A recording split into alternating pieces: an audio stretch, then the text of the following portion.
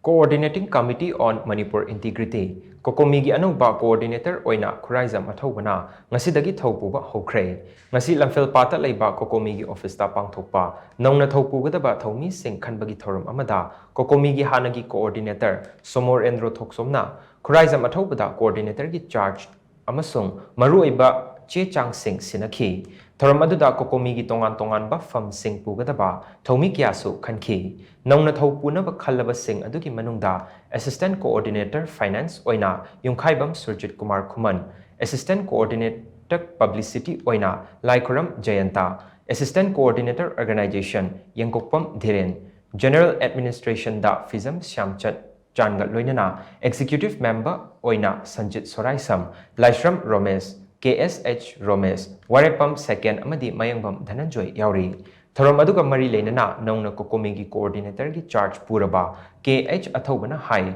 Lebak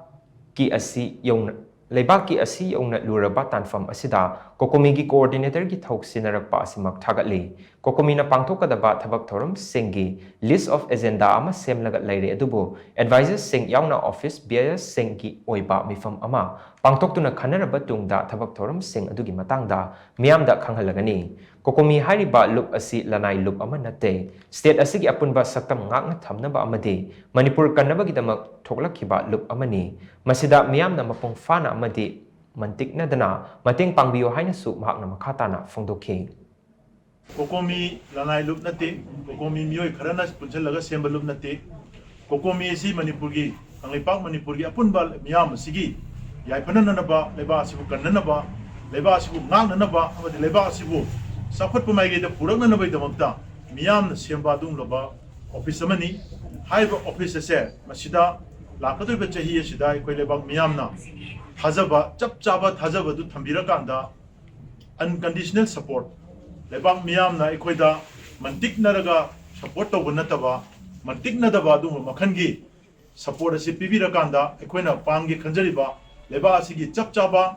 Achumba, Waelama, Panganaba, Equino Honage, the Kanjariba Sinase,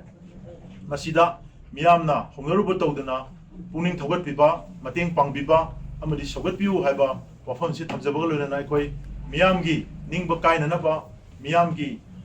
Thazaba Manganaba, Abadi Leba Sigi, Manganaba, Karima Makalamatagi, Tabak Sanama Pova, Cocomi Tauroi Haba, Hazaba Sitam.